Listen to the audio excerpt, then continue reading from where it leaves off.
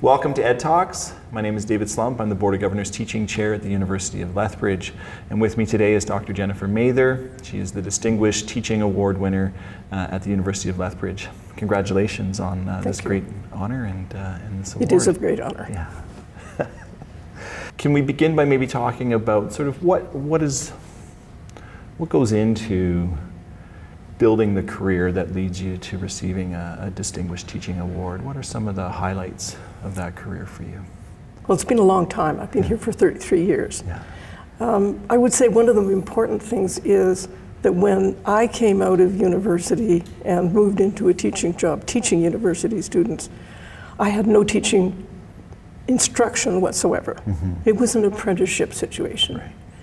which is okay, but it's more difficult, and that's why I'm so grateful that we have the Teaching Center for our young teachers, Yeah. because there are things they need to go and find out about. They can pick them up. Yeah. So I think probably I taught very conventionally until I had tenure, and interestingly enough, I didn't generate a teaching philosophy and accumulate a teaching dossier until I had tenure. Right. So it was in some ways an apprenticeship, and I had some time performing teaching before I had a chance to think about what does it mean and what should I do, and it was a good break. I mean, people say sabbaticals are just for doing your research, but they aren't necessarily. They can easily be a pause, and it was for me. First, it was a research opportunity, no question, but it also gave me a chance to pause and think about my teaching. What were some of the challenges early on as you're going through that apprenticeship? I think I was probably boring. Yeah. But what happened because of my academic career, Yeah. the things that I teach are not the things that I do research on. Right. And I think in many ways that was a great benefit, Okay. because people who have a real strong focus on some set of ideas, Yeah. they want to convey those ideas to the students. So I wasn't focused on that. And I had to begin to think about what is it I want the students to know, not in terms of how do I want the students to convey my ideas, but what is it I want them to know. And so I think that was different and Right. interesting. But the other thing that I had is that because of the research and teaching being different, and because also I had service that I was interested in. So I was very interested in lifespan development of women, which I now teach. Right. And I was interested in women in science Yeah. and active in the university in that area, so I had different areas. Yeah. One of the things that triggered my understanding of my career was reading Boyer's 4 kinds of scholarship. Do you know about this one? No. Oh, really? Yeah. I'm ahead of you on something. I'm sure many things. Well, Boyer said that there are 4 kinds of scholarship within the university. The scholarship of discovery, which is clearly the research, in my case, very pure research. The scholarship of teaching, the scholarship of integration, and the scholarship of, I'm beginning to remember, the scholarship of application. And I thought about that with the interest in animal behavior, with the interest in perception and development that I was teaching, with the interest in the role of women in our society, and particularly in science. I mean, oh, that's how all these things go together. Right. And because of that, I thought, I have a right to see teaching as scholarship. Right. And many of my colleagues don't understand that, I think. They think of the scholarship in their research, but they don't think about teaching as an area that you can investigate, ask questions, integrate with other areas. They just do it, I think. And I remember going up to the library and going, gee, I want to know something about teaching. Right. And thinking, oh, and going to the stacks and finding this area on university teaching and thinking, by gosh, it is there. Yeah. Were there difficulties or challenges in sort of, as you navigated your career, taking that stance? Did you find that you had to convince deans or department chairs that this was something that they needed to value as well? I think it simply wasn't valued. Right. I think I did it because I thought it had intrinsic importance. Right. And I have to admit, my husband was a school administrator. Yeah. So I knew from the beginning that teaching mattered. Yeah. It's surprising. He was an influence in me in that extent. Yeah. But the specifics were different. Right. Yeah. But I'd watched him teach, I'd watched him administer, and I could see the value of good teaching. Yeah. Yeah. So that helped a lot. What you taught and what you researched were not necessarily the same thing. And that, how did that position you in your classroom? Mostly I just never told the students. Okay. But what I research is so exotic, so completely dissociated from psychology, I should say it. Yeah. I study the behavior of octopuses. Yeah, I know. Yeah. I'm just always fascinated by that. I think what a great area of research. What a fascinating. How did you get into that area of work? Well, actually, I got into that area first, not second. Right. Okay. Yeah. So as a child, I lived in Victoria, grew up on the seashore, was fascinated with the sea animals. Yeah. And did an undergraduate degree and a master's actually in biology. Right. Yeah. And originally, as a child, I collected shells. Yeah. I thought the mollusks were fascinating. I thought I would do a career in science, looking at the mollusks. Yeah. And it wasn't until fourth year, and I have a lot of sympathy with students who also don't have their interest crystallized. Right. Yeah. Because in fourth year, I took an animal behavior class, and I went, that's it, that's it. Yeah. And it has been. But if you think about behavior, it's not true that mollusks have no interesting behavior, but cephalopods are way ahead. And so that's why I went that direction. And what happened in graduate school, I went to work in psychology with a particular professor who turned out to be what we call a toxic professor. Oh, yeah. Yeah. And so he threw me out of his lab. Right. But I had already dragged my family from Florida to Boston. Yeah. Wow. And I got along very well with another one of the professors. Yeah. So I ended up doing my PhD in what we call human sensory motor coordination. Okay. Yeah. And so my official area is perception. Right. And I taught perception for 25 years, I think. Loved it. Yeah. And I found that my animal background was good for me because I saw human perception not as humans are the be-all and the end-all, but humans are one example, and I had a better understanding of general principles. Yeah. How is your research with human behavior or animal behavior perception? How does that influence or shape some of your thinking about your teaching?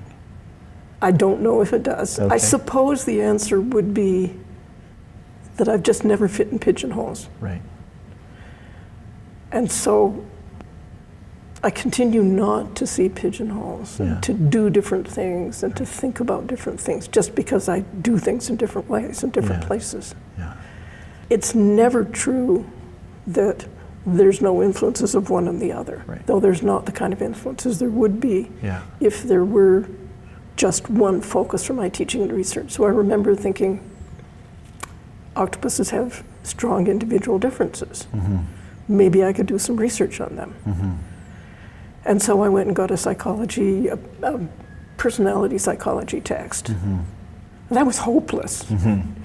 Octopus babies see their mother as she's dying, so Freud is just not there.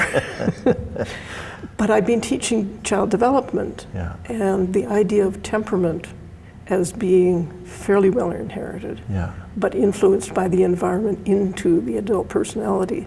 That was a good way for me to go in the research. And so that was actually fairly pioneering. People weren't looking at animal personalities 15 years ago, especially not octopuses. But they have very strong personalities. In terms of learning about teaching practice, the Teaching in Focus group was a wonderful influence. Were you here when TIFF was in operation? No. Well, David Townsend started it. And basically what we did is every Friday afternoon about 2:30, 3, something like that, we'd go and talk about teaching. And each individual at some time or other presented something about their teaching. And one of the interesting things was the philosophy that they had. There were two things for the philosophy. One was ownership. Right. so that the person presenting was the focus. And the second thing was no criticism. I learned so much from that because it was an excellent opportunity to listen to different people. People were comfortable doing it because nobody was going to say, gee, that's stupid. And people built on what you presented. Yeah. So that was a big help Yeah. for forming sort of day-to-day practice. Right. Yeah. You talked earlier about the teaching center and the work that it does and the value it has for new faculty. What work have you done with the teaching center during your career here? You know, they have a teaching fund. I don't think I Yeah. ever get a fund from them. Yeah. I go to all the meetings I possibly can. Yeah. I participate in the meetings. Yeah. I feed Brad ideas. Yeah. Yeah. I go to the May teaching conference and present. Yeah. Missed Yeah. it this year because I was in Italy. Yeah. Yeah. And I publish in the teaching newsletter, Yeah. which I think is very important. Yeah. For you, what is the purpose of that involvement? What do you achieve through it, either for yourself or for the institution? Well, I suppose the answer would be what I said about Boyer. The scholarship, my scholarship is not just the scholarship of discovery, it's also the scholarship of teaching. Right. I'm always learning. I'm learning from listening to other people. I'm learning. As soon as I decide to write something, I have to go look it up. And I have done teaching research, though I'm not presently doing any. Right. Okay. So for me, it's a forum for the scholarship of teaching. Right. In the research on teaching that you've done, what are the areas you focused on? Well, now it's quite a while ago, but I discovered Kolbs learning styles. And I thought these were very interesting, and I thought that they were probably poorly linked to what professors actually did in the classroom. Right. I don't think I got any money for this. I'm good at doing I'm good at doing research with minimal money. Yeah. But what I did is I took course outlines from professors in different areas in the university. And I looked at the Kolb, maybe I should tell you what the Kolb, yeah. Well, what Kolb said is that there are different styles of learning, and there's lots of people who talk about different styles, but this one still resonates with me. The idea is that you might be a bottom-up learner in the sense that you took in all the little details and then you formed something. Right. Or you might be a top-down person in the sense that you grasped an idea and then went out to find out that it was true or not. You might also be a learning by doing person. And of course, I'd grown up in biology where labs were really, really common. And there's another one that's very, very difficult to describe. It's kind of like learning by inspiration. Learning by inspiration from a particular person, often from a particular set of ideas. And I had no trouble sitting down looking at those four styles and figuring out that I was an amalgam of the bottom up because I'm an ethologist. So I take the details and build. Plus a learning by doing. And I have to confess, as a university teacher, that when I was an undergraduate student, it was the labs that I liked. It was the labs I got good grades on. As far as I was concerned, the lectures were mostly wind. And I couldn't wait to get out and find out how it was real. And I think that's influenced me very much so. So I thought, well, what happens if I look at students' styles and the styles that would be evidenced by course outlines? It was a good mismatch. Particularly because I looked in management and I looked in education and I looked in arts, not science, because science, arts, education, there was one other, management maybe, I don't know. And the disparity was in the sense that the exams were generally bottom up. Tell me all the details. The sciences had the labs where you could get learning by doing. But of course the arts don't. But what I found was that it was mostly bottom up. And in particular this thing that's very subjective, this grasping by falling in love with an area, almost I'd call it. This was not present. And it was explicitly, absolutely zero in the sciences. And that was very interesting because that made me think. It wasn't, by the way, it was in nursing. Right. Because the nursing students were asked to think about their values, their ideas, their take on what they were about to do. Yeah. And so that actually did explicitly influence my teaching because I have my students keep a reflective journal. I started out with my individual students keeping a reflective journal. Now the students in my 4th year seminar course keep a reflective journal. I think it's very important because it's not just about doing, it's about ideas and values. It's very hard to mark. Yeah, oh yeah. That's always the challenge. Did your practice change as a result of that work? Well, it changed in that specific way. Right, yeah. I gradually drifted away from exams. Yeah.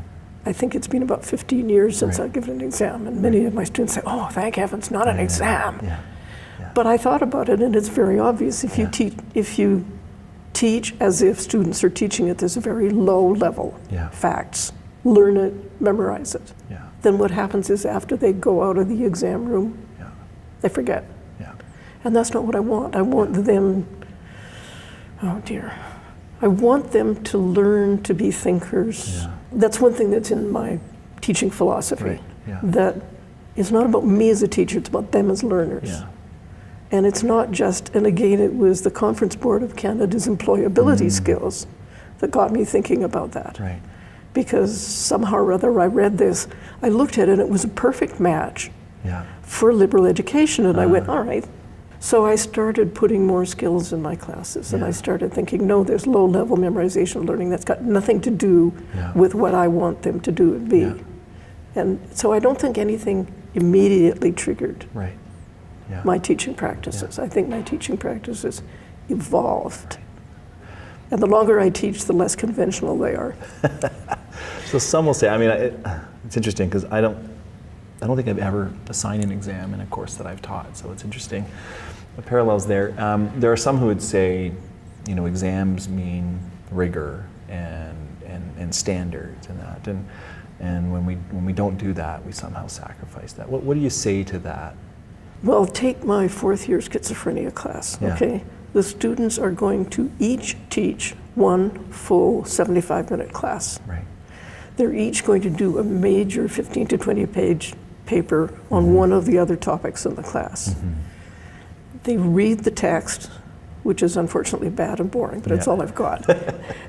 And they think up a question on each chapter, and then they answer it in a couple of pages. And then the 4th thing they do is they keep a reflective journal. I lose some because they think, oh my God, I can't do that, it's all this work. And in fact, they're very shy about the presentation. But I point out to them that with a class of about 15 to 20 people, everybody has to do it. So you have a good audience. And so most of them do it. Pretty hard to fake it in a 75-minute presentation. Right? If you don't know it, it's going to be pretty obvious. The interesting thing is, it actually, after I'd been working at this for a while, I'm not quite sure how I found out about this. I thought about Capstone Courses. And I thought, oh, what's a capstone course? And the capstone course essentially summarizes what we hope you learned in the major, brings together the disparate pieces, and allows you to see what your education in some sense has been about. And so I thought, oh, that's what I do. And when I found that, it made it easier for me to say to the students, you're learning many different things. They all apply, they all come together under this one mental illness. And so I teach them about the scope. And then I wrote a paper for the Light on Teaching. You mentioned earlier that you've moved from sort of more conventional to less conventional forms of teaching, and that. Can you kind of describe what that shift has looked like, and what does a class today or what does a course today look like for you? But I don't do them all the same way. I think that would be boring. Okay. So the Psychology of Aging class last fall, I taught in Anderson 177, the scale-up room. And it was completely groups. It's interesting, I went to a conference in Windsor. When I heard about inquiry learning, I thought, And they had a mini conference on that, and I managed to persuade the dean to pay enough money for me to get there. And I did a presentation on 6 reasons why inquiry learning wouldn't work. Yeah. And then I went and did it. Yeah. It's a shift. Yeah. It's a challenge. Yeah. And it's a shift for the students. I should explain about inquiry learning. And What I'm does it doing look like inquiry for you? learning in groups. Right. So what happens is we cover a chapter in the text per week. On Mondays, the students come in their groups, and each group generates a question based on that chapter. And then they hand it in to me. It's worth a finite small amount of marks. For me, they have to tell me why it's a good question. And then they send it to the class. So then each group, sometime between Monday and Wednesday, chooses someone else's question. And then for the rest of the week, they answer it. So what it does for teachers is it gets you out of the middle of the classroom. It ceases to be you, it's them. You cease to be telling them what to learn. You move into an advisory role. It's difficult. And the students have to figure out that you're not telling them what to learn. Yeah. But the other thing that that particular format does is they have to learn to write. Yeah. And being in psychology, they have to learn APA format. So I say, okay, for the first week or 2, you just write something. And then we'll add the title page. Right. And then we'll start looking at APA format references. And then we'll have an abstract. And they say, what? Because they have not tried working abstracts before. Yeah. So through the semester, they will learn proper writing practices, and they will learn proper fluency, and they will learn to rely on the research. Yeah. What's the benefit for students of an inquiry, a course that's built around inquiry? Well, I usually tell my schizophrenia class, but it's perfectly reasonable to tell psych of aging class. When they get out of here, nobody is going to say, oh, here is the assignment, and I will teach you all about this, and then you will tell me what I told you. Yeah. Somebody, when they get out of here, people are going to say, imagine, as I say, they go to social work and somebody says, oh yeah, we have this case history. It's Friday. Yeah. And they say, we need to have a meeting on Tuesday. Would you write up the background? And you've got to do it. You don't have anybody spoon feeding you. You just have to do these things. And then, of course, you come in on a Tuesday and you've worked your butt off over the weekend, and somebody says, okay, so what do you think of that case? And you give this presentation and say, oh, that's interesting. Would you do the Jones case next, please? So you're not spoon-fed. Yeah. You're not told what to think. And heaven help us, we're not necessarily preparing them for that kind of life. Yeah. So that's why this kind of self-guided learning is so important. Right. There's a complex set of skills that students need to develop and master in order to be successful in that kind of environment. Do you assess those as part of your assessment in your courses, or is the focus more on assessing sort of the content knowledge and their ability to understand and deliver that? Or do you do some sort of a blend of the two? What do you focus on in your assessment? Okay. Well, I could back off to my lifespan development of learning class. Yeah. They do oral presentations in groups. Yeah. Okay. And they do 2 presentations. A lot of work. Yeah. But what they will do is organize themselves into groups. And then we will free associate topics, and then each group will choose 2 topics. Now, there's a very interesting reason for having them do twice. They're so much better the second time. But sometime before they do the presentation, I will stand up at the front of class and say, okay, it's worth X. Yeah. What should I evaluate you on?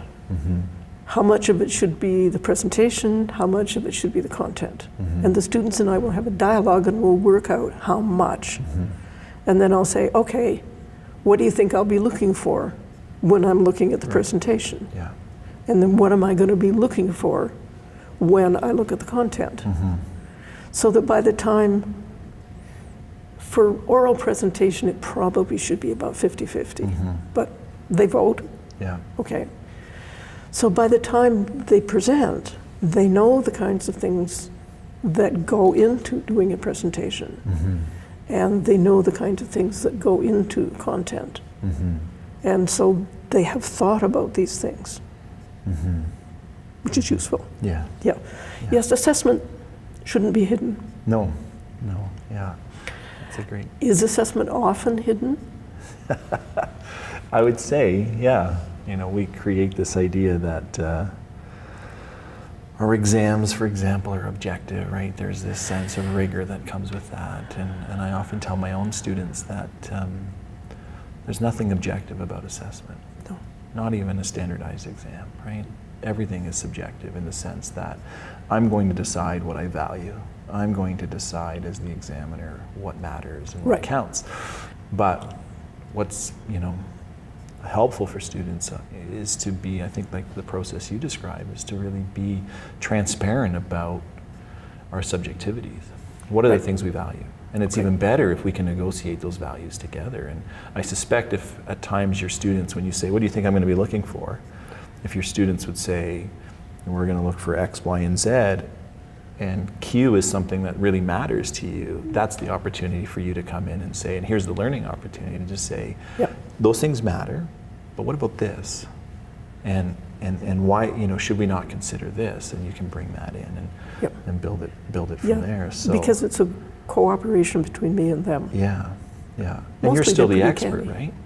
In the sense that you're not giving any of that up. I find often when I talk to my students who are going to go into the school system about doing the very kind of assessment practice you're talking about, they often say, I don't want to go there because I'm giving up too much authority when I let the students define criteria and do that. But I often say, no, you're the authority still. Yes. This is where that conversation is so important, and where in the end you still get to shape the final assessment, you know, scoring guides or rubrics or whatever. But it's difficult for a teacher. Yeah.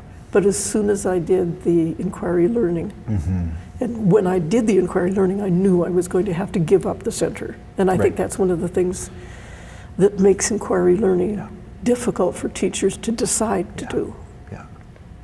It's the giving up control, giving up a sense of certainty. If I plan a lecture, I know what the next 50 minutes are going to be. And if I move out of the center, I don't necessarily know for sure what the next 50 minutes are going to be. But one of the reasons that I said that I would give up the center is that I thought in traditional teaching, how do we know what they learned? We know what we've told them, but that doesn't help. Exactly. And actually do something interesting with my classes. I go in at the beginning of the semester, and you have to do this on the first day. And I say, okay, these are the assignments. How should they be weighted? And the students look at me. They really do. And they say, what do you mean? I said, okay, it's your grades. Don't you think you ought to have some kind of say in it? And then we negotiate how much they're going to be worth. Now, I do say to them, I've found in the past. So, for instance, when they have these two presentations coming up, I feel quite comfortable saying to the students, if I were you, I would weight the second one heavier because you'll do better than on the first one because you've never done it before. So I give them, I'm not sure if it's power, I think it's respect. What do you think? I would say certainly respect. There is a sense of control, I would say maybe, you know, a sense of determination that comes with being part of those conversations. How does that shape your relationship with your students to have those conversations? Well, I don't know, because this is what I do. I think it's much less formal, particularly with the inquiry learning, because I'm circulating amongst groups. And so I find it's much easier to get to know them, because if they're working on these things, they may stop for a while and say, X is doing this course next year. What do you think it's going to be like? And so I get to know them as people. But one year I had, and that's another thing, the way I teach does not fit the lockstep evaluations. So I have them done at the end. You know, I have them done. You have to have them done. And I look them over, and then I ask students questions in the last class of the semester. So that's one thing that I've found. I have goals for the class. They're on the course outline at the beginning. And a few years ago, I'm always finding something. A few years ago, the American Psychological Association said these are what we should be doing with our students when we're teaching. So it's on one of my courses, not all of them. These are the goals that the APA says we should have for you. And this assignment is going to help you with this one. This assignment is going to help you with this one. And at the beginning, at the end of the semester, I say to them, okay, these were my goals. How did I do? How did you, not how did I do, how did you do? And so I get feedback about that. Remember I was telling you that I asked the students at the beginning of the semester how the weighting should be. Had a couple of comments in my human-animal interaction class one year. A couple of students said, she's failing in her teaching. She's not even setting the weightings. She's asking us to do these things. That's her responsibility. And I smiled sweetly and didn't change. I was going to ask about, there is a culture and an expectation about what a university classroom should be, how it should be structured, how it should be delivered. There's that, that part of the challenge when we try to be, innovative or responsive to our students or achieve goals in non-conventional ways, that we're dealing with the culture of the institution in relation to our colleagues, but we're also dealing with expectations and a culture that the students have come up through and their expectations. How do you navigate the tensions in terms of the culture that is present in your classroom versus a sense of expectation about what a university classroom should be? Well, I think one thing that helps is that I've been at this job for quite a while. And there's student push telegraph. So they really kind of know when they come into my classes. But interestingly enough, in the fourth year course, I find that I need to set a collaborative tone. It's quite different. They have, and an awful lot of them say, my gosh, this is so much better. But I have to teach them to talk to one another. I have to teach them to help one another. And I have to build a collaborative classroom. And that's a challenge for about the first month. After that, it's pretty good. They like it much better. Sad to say. Sad that they'd wait till fourth year. Yes. If you could change the culture of teaching at the post-secondary level, what were the things that you would want to see change? More skills, fewer facts. Because the skills of liberal education, which we say we teach, I sit at graduation and I listen to the president saying that we teach all these things. And then I go back to my classroom and sometimes I say to the students, listen, we believe that you get these things out of us, so I better make sure you get some of it. Are there certain skills that you've really come to identify as being, sort of skills of core value for students as they move through programming? Critical thinking. And I think that we work at teaching that, and it's very, very, very difficult. Surprisingly, I'd probably put oral presentation up there. Just because it's about finding yourself. I'm going to be doing something interesting with my lifespan development class this fall. I've never done this before. I don't know how it's going to work. For this particular assignment, I'm going to ask them to think about who they are. Okay? And then I'm going to ask them about, to write the same thing about who they will be at 40, who they will be at 60, and who they will be at 80. And at the beginning of the course, I'm talking about general principles of development, things like nature, nurture, continuity, change. So then I'm going to ask them to take these 4 different evaluations of themselves and apply at least 3 of these principles and tell me how their lives might be changing. I'm a little bit wary. I think they're going to find that very difficult.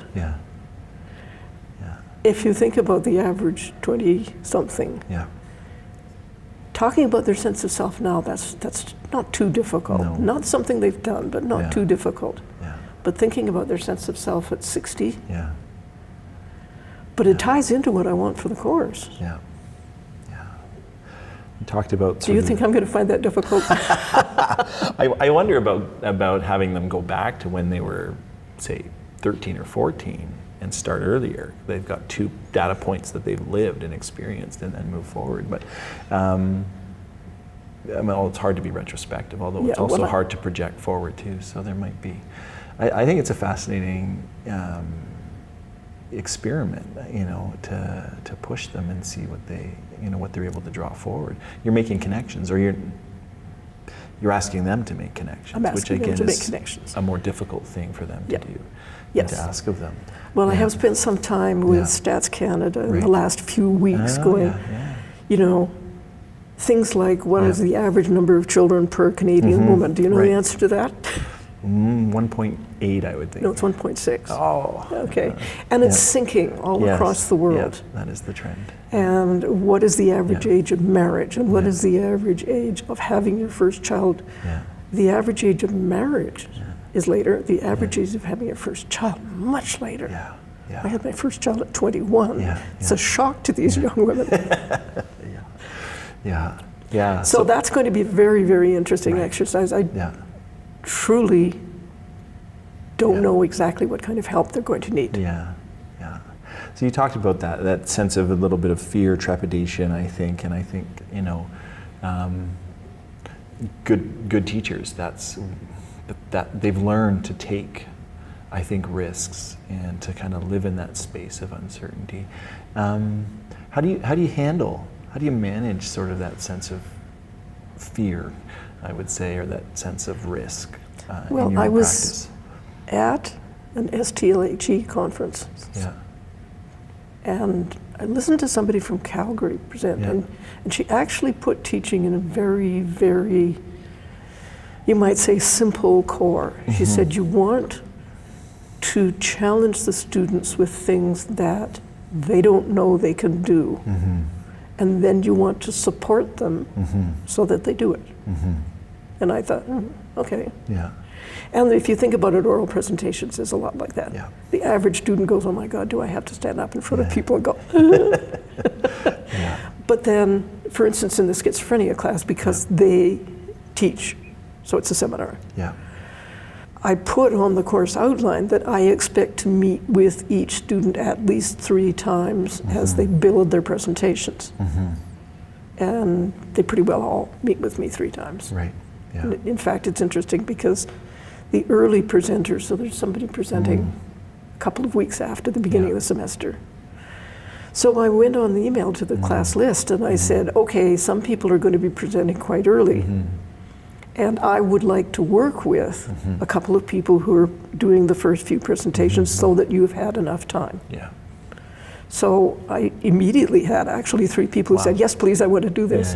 So I met with one last week and one the week before last, and I have a couple more meetings with them. So they're building their presentations before they ever set foot in the classroom. Right. Yeah. Wow. But I think that's fair. Yeah.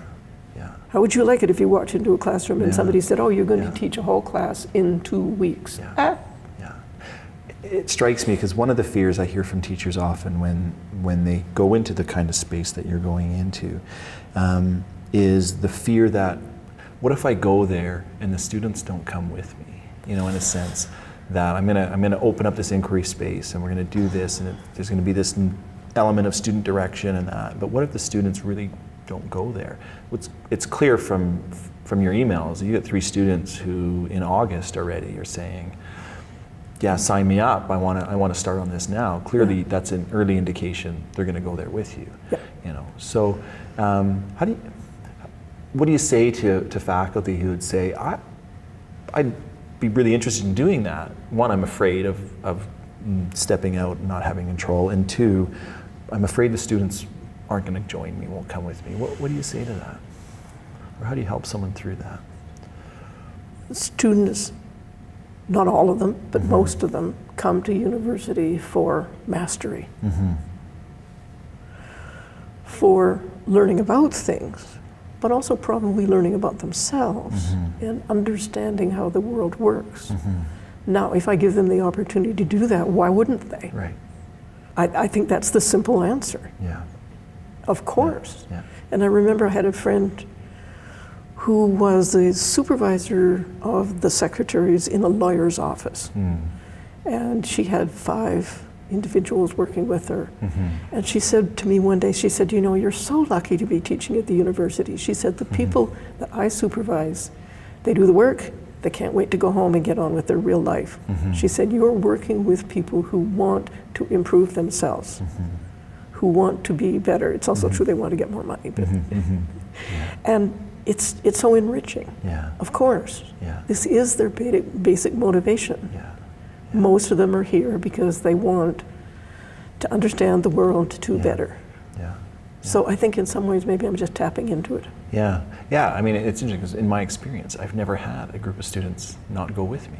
Like to me, so it's interesting when I hear the question, and it's a concern I hear often from faculty when they are kind of presented with this approach, that this is a real concern in that. But yeah, in my own practice, it's never been one that I've had to worry about because I've never seen it, you know, in that. Not all of them will come with me. No, true. I can't do that. Yeah. And in fact, the lifespan development of women, Yeah. no, not the lifespan development. I teach a course on human-animal interactions. Right, yeah. And I make it clear to them from the beginning that morality comes into this. Oh, yeah, yeah. And I also make it very clear that there is no one right opinion. Right. Yeah, yeah. And so I don't really lecture. Yeah. I foment discussion. Yeah. Of course, I know more than they do, Yeah. but that's not the same thing. And occasionally I'll run into somebody who says, that's all nonsense. Yeah, yeah. Yeah, so Yeah. when we talked about trophy hunting, Right. there was a group of students in the back of the class who said, trophy hunting is really good for the animals and it's really good for people and it supports an industry. Yeah. And the rest of the class basically didn't think that, Yeah. but they had the right to have their opinion. Yeah. And the others had a right to have their opinion. Yeah. What was fascinating about this particular example is, remember the story of the lion in Africa? Yeah, yeah. What was his name? I forget, but yeah. Yeah. Yeah. Yeah. Well, he was lured out of the Yeah. national park, Yeah. bow shot by a hunter, Yeah. and lived in agony for 2 or 3 days afterwards. And unfortunately, this was 2 months after the class. Oh, yeah, yeah. Yeah. But I thought, you know, Yeah. we have talked about this. Yeah. I am sure that the students, when this happened, Yeah. thought about it Yeah. better Right. because we had covered that. Yeah. Yeah. And surely that's part of what we should be doing. We should be educating our students to understand the controversies, Yeah. to understand the arguments, to understand the rebuttals, to understand points of view. Yeah. And I was actually encouraged in that particular class because one of the students said that she was, I don't know if it was a she, surprised to hear that her opinions would be sought and delighted to find that when they were given, they were valued. And I thought, yeah. Yeah. Yeah. It's Yeah. not that we have to always agree, right? It's part of enhancing the public discourse by Yes. providing spaces where students can have these kinds of That's right. That's another discussions. big thing we should be doing. yeah, Really, really should be doing. yeah, Because if you look at what people put on social media, yeah, you look at the President of the United States, Yeah, you realize that there has to be some way, and that actually, that's one of my goals for students. yeah, I don't need to feed them information. Everybody feeds them information. What I need to do is to teach them how to deal with information. yeah, yeah, Big time. yeah. Yeah, when you look at the state of public discourse today, you worry that it's increasingly a space where there is lots and lots of people talking past each other and no one listening, you know, to anyone. And yet people do listen Yeah, because they pick it up on a website. right, yeah, And they think it's true. yeah, yeah. So my granddaughter startled me last summer, I think, by saying that Bill Clinton had been convicted of rape. Yeah, And I said, no. yeah, And she said, well, I read it somewhere. yeah, And I thought, boy, is that an example of the kind of thing we need to teach our students not to do. yeah, We have to teach them what's a valid source of information. yeah. We have to teach them what's a good point of view. There's lots of points of view, but some of them are not Yeah. particularly useful to society or Yeah. individuals. Yeah. But we have to teach them that. Yeah, So I think critical thinking is absolutely core yeah, and not easy to teach. no. And the challenge of critical thinking is is you invite a certain response yourself, right? You open yourself up for sort of a critical response to your own work. Yes. Do you find that you have those kinds of moments with your students? Well, I mentioned this instance. Yeah. That's the most obvious example. Yeah. I mean, these individuals simply were not willing to listen to other people. Yeah. Yeah. By the way, I like poster presentations. Oh, yeah. I have poster presentations in that class. Right. And I did have poster presentations in the perception class, and I think it's very, very good for students because they have to figure out how to present some information. But more than that, I get them down in the atrium. Oh, yeah. And it took me a while to realize that what happens when they're down to the atrium is that other people come to listen. Yeah. It's not just about me judging them. Yeah. And for a short period, they become the experts for a segment of the public. Yeah. And that's very powerful for students. Yeah. Yeah. I like that very much. Yeah. Yeah. I remember I had one student group that decided, so I asked them to do, again in groups, a poster presentation on some ethical issue in human-animal interaction. Right. Yeah. Early on when I did this, one of the groups presented on how veal calves were raised. Okay. And I stopped eating veal, I'm afraid. I hadn't really known. But I had one student group that did euthanasia of pets. Okay. And people came by and talked and listened. Yeah. Because it's a common thing for many of us that we have to decide that it's time our pet's life was ended, that the animal's suffering. Yeah. And so they had a wonderful exchange with all sorts of people. Yeah. And think of how they learned, think of all the things they learned. You can't put specifics on something like that. Yeah, how much richer the learning is when you have that many additional voices to the conversation. Yes. Yeah. Are there sort of core goals or values that sort of infuse your teaching that you'd say, this is what I try to achieve as an educator? This defines Well, I told you I want or them to gain focus. skills. Yeah. And I want them not to memorize information, but to understand information, where it comes from, how it works. Something we haven't mentioned is one of the reasons I got the award is that I have a very, very great deal of students in applied studies. Right. And a student who does applied studies does some kind of practical experience either within the university or outside the university. It can be anywhere. It can be paid or it can be volunteer. Right. And then they get 70% of the grade from the professor's academic assignments, which are related to the practical experience. Right. And that's a wonderful learning opportunity. Yeah. I remember I had one student early on in this. She said, you know, in the text, it was a page.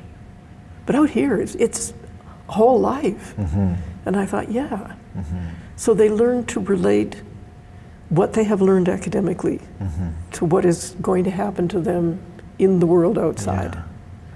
And they learn human relation skills. They learn practical skills. I have always been a huge advocate of applied studies. And I think it's just wonderful for our students. Many of my students, because I teach a course on schizophrenia, have worked at the Schizophrenia Society. Some have worked at the Alzheimer's Society. Now that we have the Student Success Center, I have a small continuing stream of students working at the Student Success Center. But it's what they want to do, what they want to know, what they want to learn about. And in return, they do unite it with the academic learning. So they sit down with the professor and they work out learning goals. And I suggest to my students that they should have about 4. Generally, but not always, I will have the students do 2 major papers. So if somebody is working with it's not the handicapped riding, what is it now, the assisted riding. They work with people with motor and children with motor and cognitive difficulties. Right. And so I suggest to them that maybe they want to learn about particular groups of people. So maybe they'll do a paper on autism, or maybe they'll do a paper on ADHD. And then they learn about the people they're working with. It makes them better at working with them, but it also means that academically they learn about the particular mental illnesses that they might be faced with if they did this kind of thing for the rest of their life. Yeah. Wow. So I'm also quite demanding. So I tell the students, okay, 15 to 20 pages APA format. And I also say, you can do as many versions as you like until you and I are both happy with the final version. So they usually go through about 3. Do you do this with your teaching when the students are writing? Do you give them a chance to do rough drafts and then have feedback and do a final? We try, yeah. I do a lot of, we call it loop feedback, so that there's different forms of feedback. So generally speaking, first draft is not graded. It goes into, often it'll come to me, where I'll take a look through and give them some initial feedback. Then a second draft goes to peers. Often there is where we have a conversation similar to the one you'd mentioned earlier, where we talk about what are the things that we value. You know, what are the things that we need to be paying attention to, and you know, we'll co-collaborate to build a scoring guide for it. Now in the end, I have a pretty good idea myself what it needs to be, but we have that conversation and we construct it with them, and that. Sometimes I will have a scoring guide that's already done, that we'll get them to talk about the things they value and the things that they should be valuing, and then we'll compare that list with the scoring guide that I've already had, and we'll talk about what needs to be revised. What did I have that they didn't have? What did they have that I didn't have?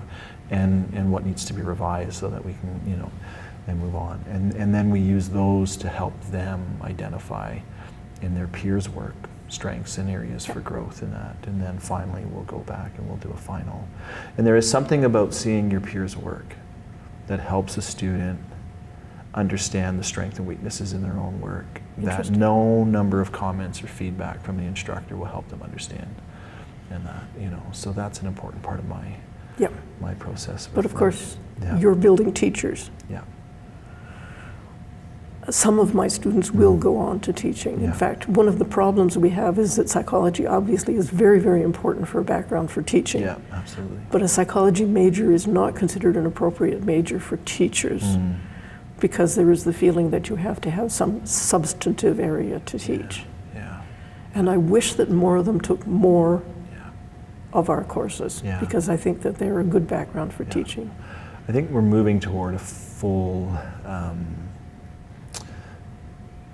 elementary B.Ed program, so a full 4-year program that's all in that. And in there, I think especially, space and room for students to take more psychology courses is building that background as elementary teachers is really important. Although one of the strengths of elementary teachers in comparison to secondary level or post-secondary is elementary teachers understand they're teaching children. Whereas high school teachers think they're teaching subjects, and I think it's even more pronounced at the post-secondary level. We're teaching subjects, not students, and so much of the practice you describe starts from the point of we're teaching students. Yes, and absolutely. We'll worry about the other things. That's those are important. Definitely one of my values. Yeah.